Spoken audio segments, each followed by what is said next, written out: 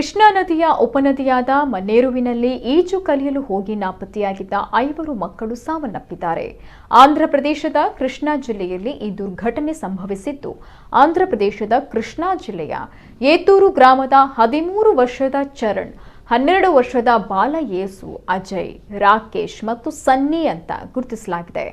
ಮೃತ ಮಕ್ಕಳೆಲ್ಲ ಸರ್ಕಾರಿ ಶಾಲೆಯಲ್ಲಿ 7ನೇ ತರಗತಿ ಓದ್ತಾ ಇದ್ರು. ಸಂಜೆ ವೇಳೆಗೆ ಕೃಷ್ಣಾ ನದಿಯ ಉಪನದಿಯಾದ ಮುನ್ನೇರುವಿನಲ್ಲಿ ಈಜು ಕಲಿಯಲು ಹೋದಾಗ ಈ ದುರ್ಘಟನೆ ಸಂಭವಿಸಿದೆ. ಮೀನುಗಾರರು ನದಿ ಆಳವಾಗಿದೆ, ಮುಂದೆ ಹೋಗಬೇಡಿ ಅಂತ ಎಚ್ಚರಿಕೆಯನ್ನ ನೀಡಿದ್ರಂತೆ. ಆದರೆ ಎಚ್ಚರಿಕೆಯನ್ನ ನಿರ್ಲಕ್ಷಿಸಿ ಬಾಲಕರು ಆಳ ಇರುವ ಕಡೆ ಹೋಗಿದ್ದಾರೆ. ಸಂಜೆಯಾದ್ರೂ ಮಕ್ಕಳು ಮನೆಗೆ ಬಾರದೇ ಇದ್ದುದರಿಂದ ಆತಂಕಗೊಂಡ ಪೋಷಕರು ಎಲ್ಲೆಂದರಲ್ಲಿ ಹುಡುಕಾಡಿದ್ದಾರೆ. ಇನ್ನು ಮುಂಭಾಗದ ದಡದಲ್ಲಿ ಸೈಕಲ್, ಚಪ್ಪಲಿ, ಬಟ್ಟೆ ಸಿಕ್ಕಿದ್ರೂ ಅವರು ಕಾಣಿಸಿರಲಿಲ್ಲ. ಮಾಹಿತಿ ಮೇರೆಗೆ ಸ್ಥಳಕ್ಕೆ ಬಂದ ಪೊಲೀಸರು, ಎನ್ಡಿಆರ್ಎಫ್ ತಂಡ, ಸ್ಥಳೀಯ ಈಜುಗಾರರು, ಮೀನುಗಾರರೊಂದಿಗೆ ತಡರಾತ್ರಿವರೆಗೂ ಕಾರ್ಯಾಚರಣೆಯನ್ನ ನಡೆಸಿದ್ದಾರೆ. ಬೆಳಿಗ್ಗೆ ನದಿ ಸಮೀಪ ಮರಳಿಗಾಗಿ ಅಗೆದಿದ್ದ ಗುಂಡಿಯಲ್ಲಿ ಮಕ್ಕಳ ಮೃತದೇಹಗಳು ಪತ್ತೆಯಾಗಿದ್ದಾವೆ.